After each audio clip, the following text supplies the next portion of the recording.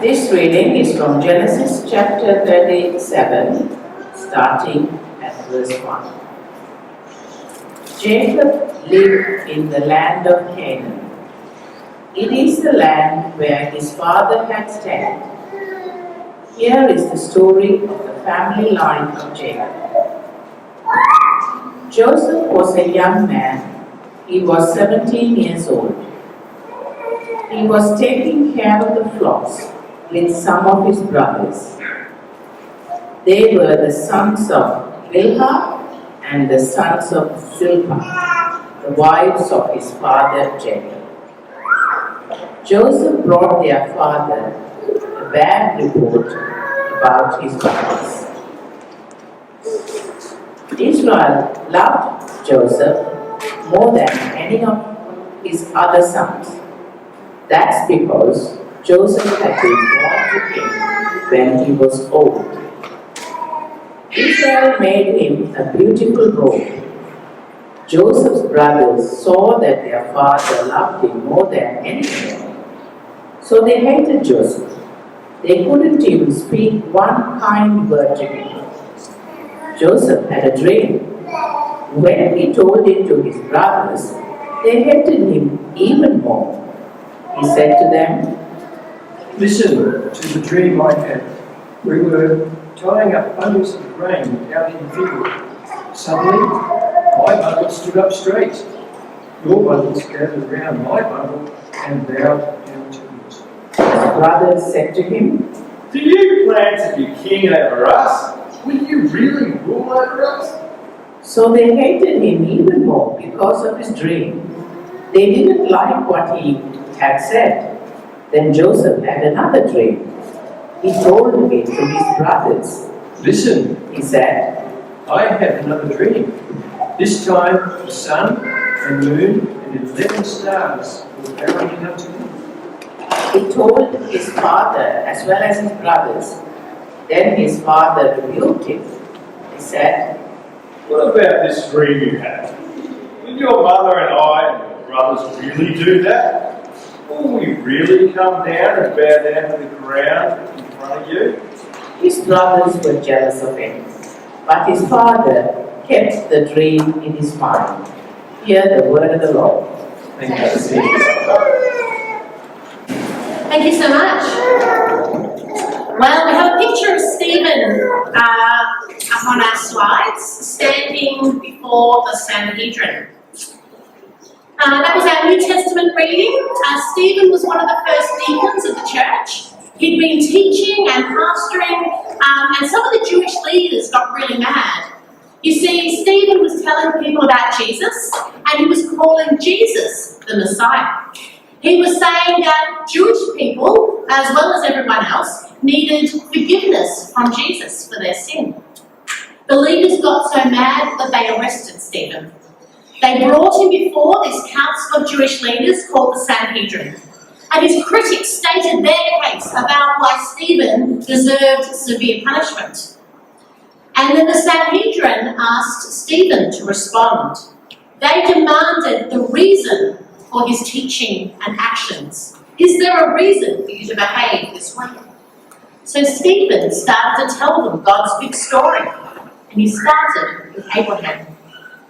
We've got a map there as Stephen retells the history of God's story from the Jewish people. The story that every person there in the Sanhedrin knew and loved. They all knew about Abraham being called to leave his country and his people and travel to the land of Canaan, which was later renamed Israel. They knew all about God promising Abraham family and a nation and blessing. They all knew how that promise was fulfilled in their national history. They were proud to be sons of Abraham. The problem was they misunderstood the Messiah and Holy Spirit parts of the story. Once Simon got to the Messiah part, they got so angry that they killed him. But in our reading today, as Stephen recaps the Abraham and Joseph parts, they're with him. They know this story, they love this story, they're enjoying hearing him retell it. And Stephen, in our reading, came to today's time point that we call into Egypt. Now, most of the human story in this part focuses on a man called Joseph. But the time point is not called Joseph. The time point is called Into Egypt. Because that's the key way that all of Genesis 37 to 50 fits into God's big story and our place in it. You see, in these chapters, we see Abraham's family has grown, and we see that they move away from the promised land. They move to Egypt, out of the promised land. God promised Abraham and his descendants land, people, and blessing.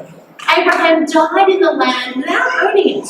He spent his whole life there as a visitor, as an outsider. But at least they were there in proximity, close to the place where they'd been promised.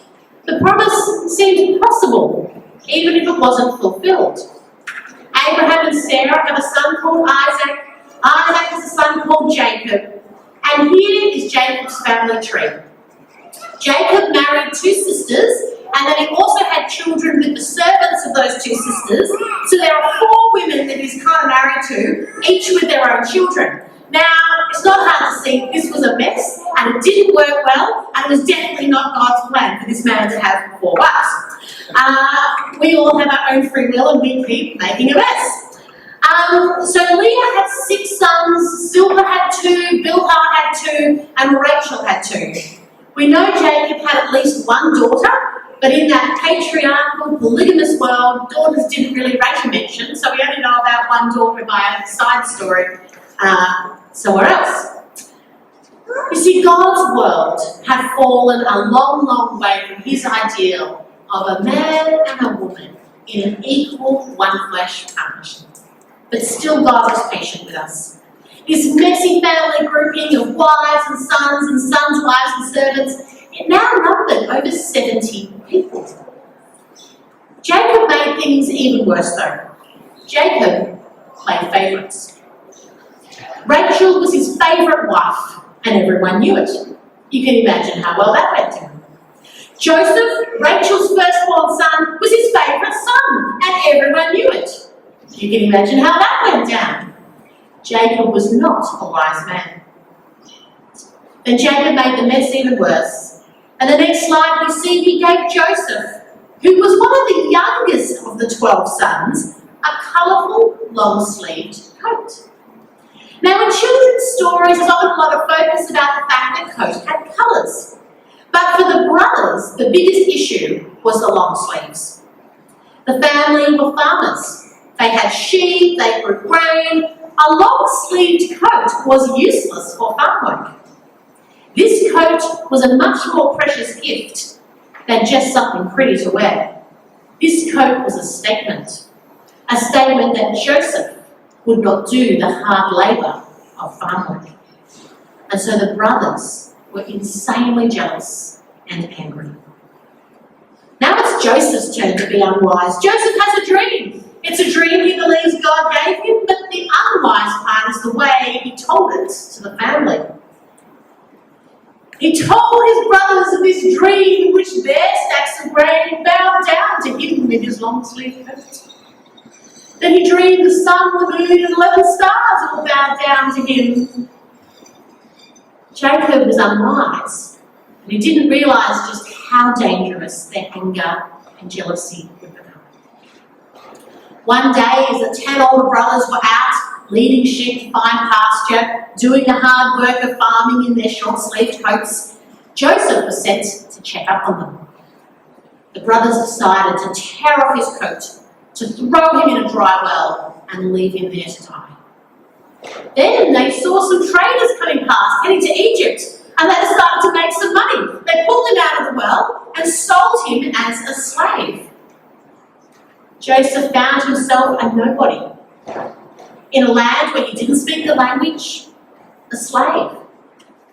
Now perhaps Joseph hadn't always been the nicest or wisest young man, and he had done nothing to deserve this. It was totally unfair. And it raises the question, is God still with us in the midst of injustice? When life is unfair, literally unfair, is God still there? Does he care? Does his plan mean anything in those moments? Joseph chose hope. Joseph chose a life of hard work, putting in effort, making the best of things. He chose to be a dedicated slave, to be reliable and trustworthy to his master. He had a reason for this hope. He believed God had a plan. And so Joseph, for me, it brings to mind our verse of the day. Be still and know that I am God. You see, Stephen had a reason for being faithful to Jesus, even as he was arrested and killed by the Sanhedrin. And Joseph had a reason for his hope and his constructive choices, even as he became a slave. Things actually got better for Joseph for a while. He became a senior trusted servant in an important house, and then the wife of his master became attracted to him. She wanted him to sin with her, and Joseph knew he must follow God, and he refused to sin with this woman. And she was so angry that she lied about him and said terrible things. And he ended up in prison with no hope of ever getting out. What now for Joseph's dreams of his family bowing down to him? What now for his promise of being part of a family that would be blessed and have land? And it raises again the question, is God with us when life is unfair and painful? Does he care? Does his plan mean anything? Could you blame Joseph if he just gave up at this point? If he just gave in to a pity party? I wouldn't blame him. I would be tempted to curl up into a ball of self-pity or bitterness at this point. But not Joseph. Joseph again chose hope. Joseph again chose a life of hard work, of putting in effort and making the best of things. We can see Joseph became so trustworthy to the prison guards that he had a role in caring for other prisoners. We can see him talking with them, encouraging them, listening to them. He would keep the peace. He would generally make the prison a better place to be for everyone. That's an amazing gift that he brought to others by choosing to be a peacemaker and a light and a positive presence in prison. See, Joseph had a reason for his hope. He believed God had a plan, and he knew, be still and know that I am God. Even when life seemed to turn upside down, when life was out of control, his heart was still. He was at peace, and he focused on God's presence with him. Stephen had a reason for being faithful to Jesus, even though he was arrested and killed. Joseph had reason for hope and constructive choices, even as a prisoner. Sometimes I hear people say they don't know enough about the Bible to really serve God. Sometimes I hear people say they haven't been a Christian for long enough to be able to serve God. Sometimes I hear people say they think they've made too many mistakes in life to be able to serve God in the future. But I say, see and hear this story of Joseph. He had nothing. He was a farm boy, a young man who'd been arrogant and boastful. He was a prisoner who didn't even speak the local language very fluently, and he had no resources. He had nothing to recommend him. He had no boxes ticked for the job of being a servant of God or a positive influence on the world. But he was willing, and he knew he had a reason for hope and a reason to trust God. He knew the promises God had made to Abraham and his family.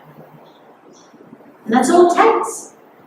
Just being where God places us, taking the opportunities God gives us with the people that surround us. As time went by, Joseph developed a reputation for being able to interpret dreams. A few people in the prison had strange dreams, and God showed Joseph the meaning, and each dream's meaning came true. And people saw Joseph really is hearing from God. And one day the Pharaoh, the king, had some strange dreams. He felt like they were a message. He wanted to know what they meant, and no one could figure it out.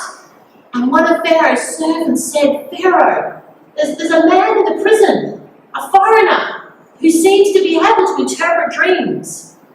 So Pharaoh sent for Joseph. Pharaoh told Joseph his dreams, and Joseph told Pharaoh clearly, I cannot tell you the meaning, but God can. Joseph prayed and God revealed that there was going to be 7 years with plenty of food, bumper crops, and then there was going to be 7 years of devastating famine with no rain and no food would grow.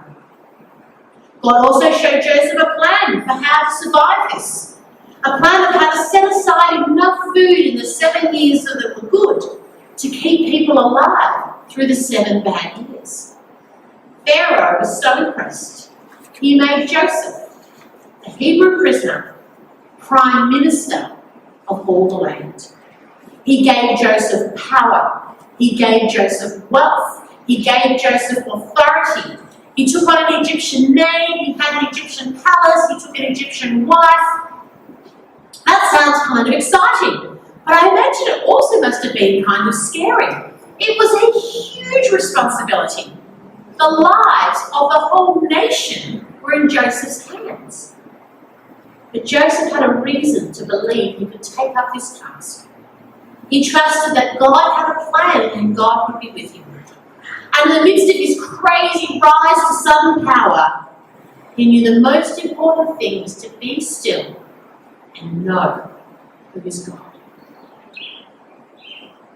Well, sure enough, the years of famine came. It wasn't just in Egypt. It stretched all the way to the promised land, still called Canaan.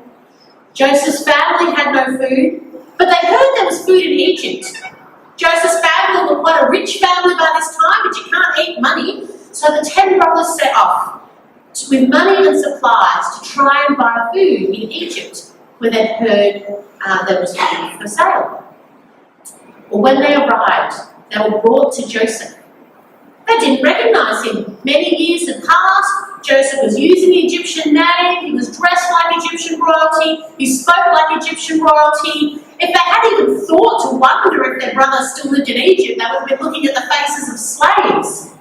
This Egyptian official with the power of life and death, they would not have dared to look him full in the face.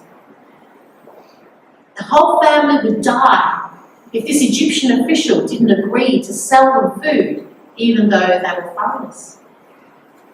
Well, Joseph sold the brothers some grain without letting them know who he was. He asked them questions, he tested them out, trying to see if they'd changed or learned anything over the years. Eventually, the food they brought on this first trip ran out, and the famine was still going on. They had no choice but to go back to Egypt again and ask again if this official would sell them food. This time, Joseph revealed to the brothers who he was, and they were terrified. They were absolutely terrified because this official, with the power of life and death, was the brother they had so wronged. He was the second most powerful person in almost all the world. He could do anything to them, and no one would stop him. What did Joseph do? He forgave his brothers. It is so hard to understand the incredible depths of forgiveness and kindness. Joseph forgave them and welcomed them as his brothers. He gave them plenty of food, money, and supplies. He told them to go home, to pack up everything, to move the whole household, the whole 75 people in the extended family. Come to Egypt, move here. Here you will have food. Here you will have land for your sheep. Here you will live under my protection. Does it seem impossible that someone could find that kind of forgiveness in their heart? You see, Joseph had a reason to forgive, a reason for moving forward in hope, because Joseph knew God had a plan and a story and a place for Joseph in that story. Joseph knew, be still and know that I am God. Yes, the whole family came into Egypt and they were saved. Yet there's something strange happening when we zoom back out to God's big story. God was clear about the boundaries of the promised land. Abraham was promised his family would live in Canaan. It was the land of Canaan that would be theirs.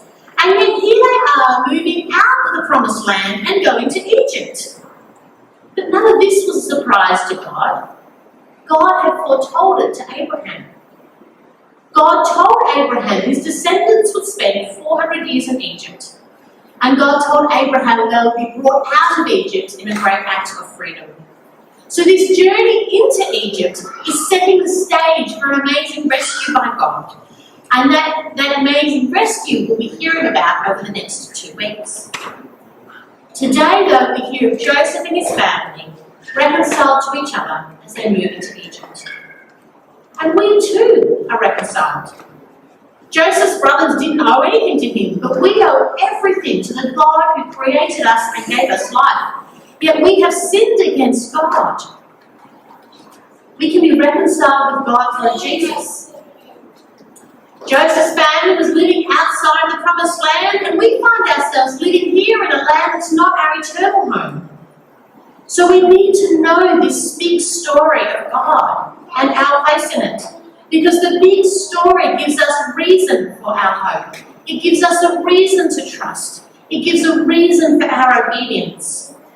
It gives us a reason to hold on to God's words. Be still and know that I am God. Joseph found himself many times in unfair situations. He could have given up hope, but he held on to the hope. It was not blind faith, it was reasoned. Likewise, we have this reason for hope and perseverance. Like Joseph, we know the start of God's time points. Like Joseph, we know of the creation, fall, the flood, and promises to Abraham. But we know so much more. Like Stephen, we know of the exile and the return, and the death and resurrection of Jesus, and the empowering of the Holy Spirit. There's a new song the band is going to teach us this morning. It's a song called There's a Reason. It's also known by the name Praise the King. The verses say, there's a reason why the curse of sin is broken. There's a reason why darkness runs from light. There's a reason why we stand here now forgiven. Jesus is alive. There's a reason why we aren't overtaken. There's a reason we can sing on through the night. There's a reason why our hope remains eternal. Jesus is alive. There's a reason why our hearts can be courageous. There's a reason why the dead are made alive. There's a reason why we share his resurrection. Jesus is alive. I invite the band to come up and prepare to teach us this song. But first we're going to hear a message from Suze that she sent it to me just yesterday, and I listened to it and I said, this is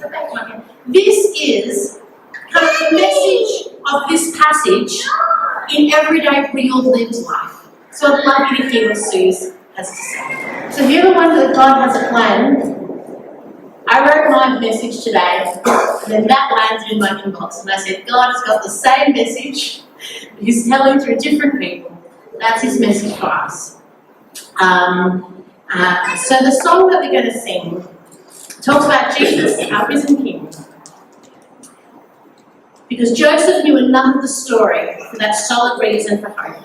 And Stephen knew more of the story, but we know even more of God's big story and our place.